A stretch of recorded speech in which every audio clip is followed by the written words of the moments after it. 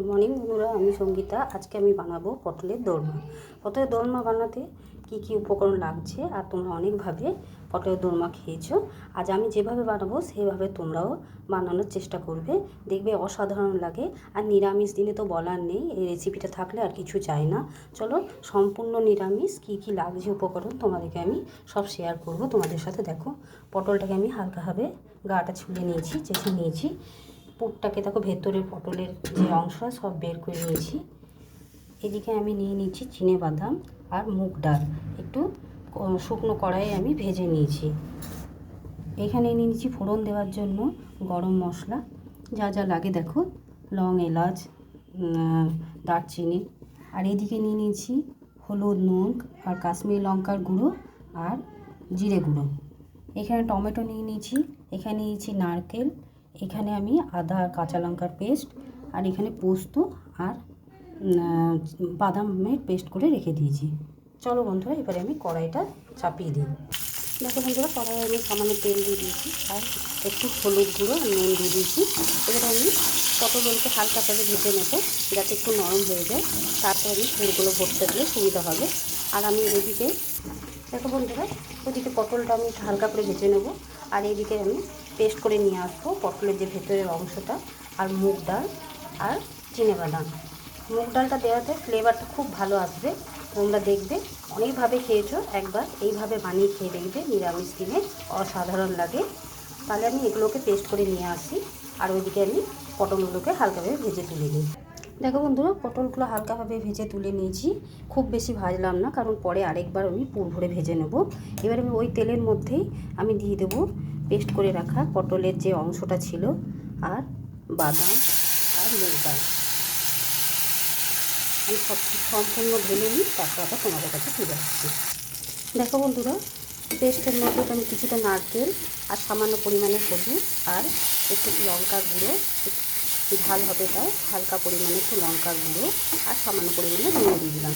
এবারে আমি খুব ভালো করে কষে নেব, যাতে কাঁচা পটলের গন্ধটা না থাকে। তাই আমি কিছুক্ষণ কষে নিয়ে একটু ঝুরঝুরে টাইপের করে আমি নামিয়ে নেব।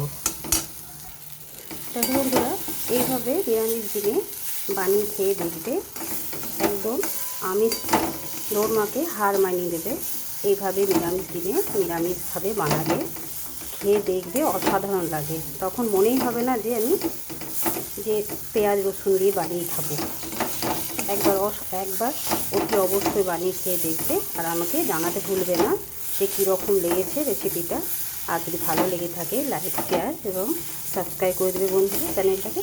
এবারে আমি এই পুরটা মোটামুটিভাবে তৈরি হয়ে গেছে, আর কিছুক্ষণ আমি নেড়ে চেড়ে নেব, তারপর আমি ঠান্ডা হতে দিয়ে দেবো। দেখো বন্ধুরা, আমি পুরটাকে ঠান্ডা করে নিয়েছি।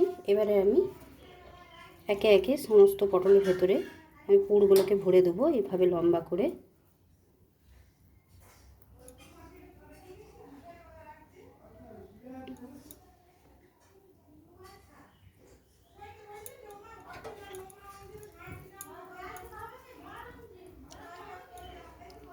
এইভাবে আমি প্রত্যেকটা ভরে নিই, তারপর তোমাদের কাছে আবার ফিরে আসবো।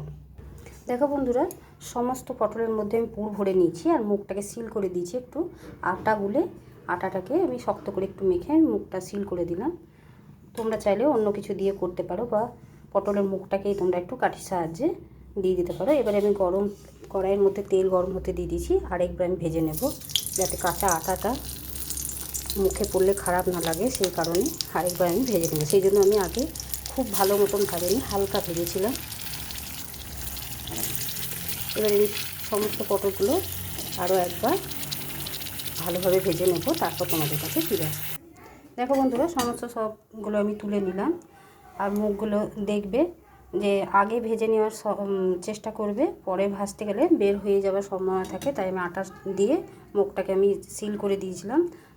এবারে আমি দিয়ে দেবো ওই তেলের মধ্যে ফোড়ন, গরম মশলা ফোড়ন দিলাম। একটু গরম মশলাটাকে খুব ভালোভাবে ভেজে নেব, যতক্ষণ একটু গন্ধটা আসে। এরপর দিয়ে দিলাম কাঁচা লঙ্কা আর আদা পেস্ট, সেটাকে একটু ভালো করে ভেজে নেব। আর দিয়ে দেবো লঙ্কা গুঁড়ো, কাশ্মীরি লঙ্কা গুঁড়ো, নুন, হলুদ আর একটু সামান্য জিরে গুঁড়ো। এবারে এই মশলাগুলোকে একটু ভালো মতন ভেজে নেব, যাতে কাঁচা গন্ধটা না থাকে। দিয়ে দিলাম কেটে রাখা টমেটো। টমেটোটা কিছুক্ষণের সাথে নেড়ে চেড়ে নেব। আর দিয়ে দিলাম পোস্ত আর বাদামের পেস্ট। এবারে আমি কিছুক্ষণ কষিয়ে নেব যাতে ভালো মতন সব মশলাগুলো কষানো হয়ে যায় আর কাঁচা গন্ধটা না থাকে। দেখো বন্ধুরা, গ্রেভিটা ভালো মতন কষা হয়ে গেছে মশলাটা। এবারে আমি দিয়ে দেবো পরিমাণ মতন জল। এবার জলটা দিয়ে কিছুক্ষণ ফুটে উঠতে দেবো, তারপর আমি পটলগুলোকে ছেড়ে দেবো। দেখো বন্ধুরা, গ্রেভিটা ফুটে উঠেছে, আমি দিয়ে দিলাম পটলগুলো। আর দিয়ে দেবো ওপর থেকে কিছুটা পরিমাণে কোড়া নারকেল।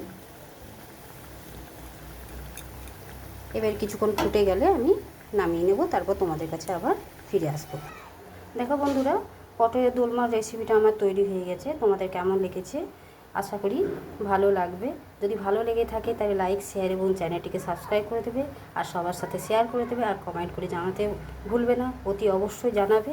আর বাড়িতে বানিয়ে খেয়ে একবার দেখবে, যদি ভালো লেগে থাকে তাহলে আবার বলছি লাইক, শেয়ার এবং চ্যানেলটিকে সাবস্ক্রাইব। আজকের মতন এতটুকুই, কালকে আবার অন্য কোনো রেসিপি নিয়ে আসবো তোমাদের কাছে। সুস্থ থেকো, ভালো থেকো, আমার পাশে থেকো।